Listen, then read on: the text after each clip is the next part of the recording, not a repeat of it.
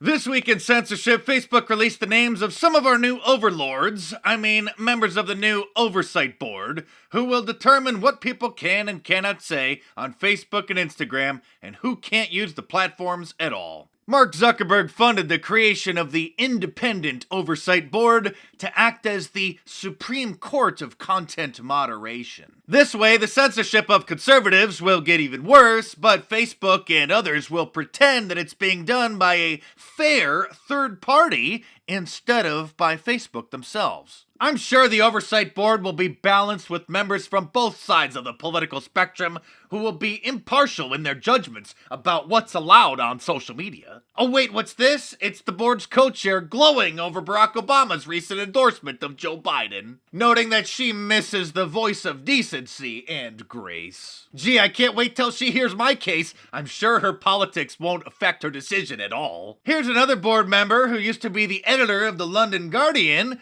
who is calling on American television networks to censor President Trump's press conferences. Professor Pamela Karland is also on the board, and you may recall her from her idiotic testimony during President Trump's impeachment hearings, where she argued why he should be removed from office. And Article 2 does not give him the power to do anything he wants. And I'll just give you one example that shows you the difference between him and a king, which is the Constitution says there can be no titles of nobility. So while the president can name his son Baron, he can't make him a baron. Thank you, the founding. I guarantee you that this woman will literally be arguing that President Trump should be banned from Facebook. Here's another board member, but I didn't catch her name. There are overlords from around the world on the board, and this lawyer from Pakistan tweeted back in 2016, God forbid if Donald Trump becomes president, and said if he does, she would never visit the United States again. Another fair and impartial judge on the court. This board member shared a post with his Twitter followers that he, quote, loved, that compared President Trump to Adolf Hitler. The other co-chair, Jamal Green, who is a law professor at Columbia University, thinks that President Trump is a criminal. The 20 members that are on the board are very different. We are selected from all corners of the world, and one thing I can guarantee is that we will disagree. But we have two things in common. We are independent of Facebook, and we are deeply committed to the freedom of expression under the framework of human rights.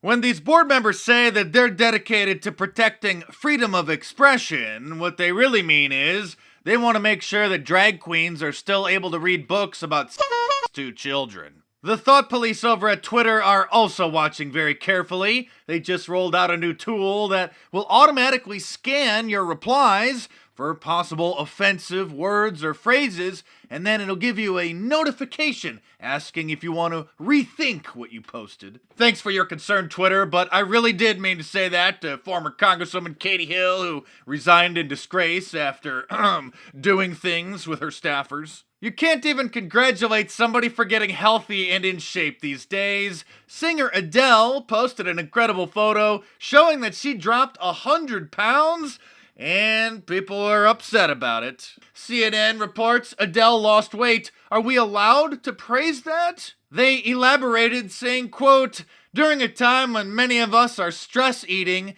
waking up to Adele's celebratory Instagram picture and her shockingly smaller size might come as unwelcome news. Yes, her getting healthy is unwelcome news. This columnist at the London Telegraph said that the photo of the new, slimmer Adele makes women like her feel uncomfortable. And this woman over at the British tabloid The Mirror told Adele to F off. Misery loves company, as the saying goes, and nobody's more miserable than a feminist. Oh, by the way, one specimen of health is the new White House press secretary, Kayleigh McEnany. You may have seen her on CNN over the years owning the libs, and now she's gonna do it standing at the podium in the White House press briefing room. Here she is at Wednesday's press briefing, wrapping it up like a champ. Kayleigh, in a previous life, before you were press secretary, you worked for the campaign. And you made a comment, I believe on Fox, in which you said President Trump will not allow the coronavirus to come to this country. Given what has happened since then, obviously, would you like to take that back? Well, first, let me note, I was asked a question on Fox Business about the president's travel restrictions. I noted what was the intent behind those travel restrictions, which is we will not see the coronavirus come here. We will not see terrorism come here, referring to an earlier set of travel restrictions. I guess I would turn the question back on the media and ask similar questions. Does Vox want to take back that they proclaimed that the coronavirus would not be a deadly pandemic? Does the Washington Post want to take back that they told Americans to get a grip, the flu is bigger than the coronavirus? Does the Washington Post likewise want to take back that our brains are causing us to exaggerate the threat of the coronavirus? Does the New York Times want to take back that fear of the virus may be spreading faster than the virus itself? Does NPR want to take back that the flu was a much bigger threat than the coronavirus? And finally, once again, the Washington Post, would they like to take back that the government should not respond aggressively to the coronavirus? I'll leave you with those questions, and maybe you'll have some answers in a few days. Haley, We'll Thank you very much. Just you were prepared for that.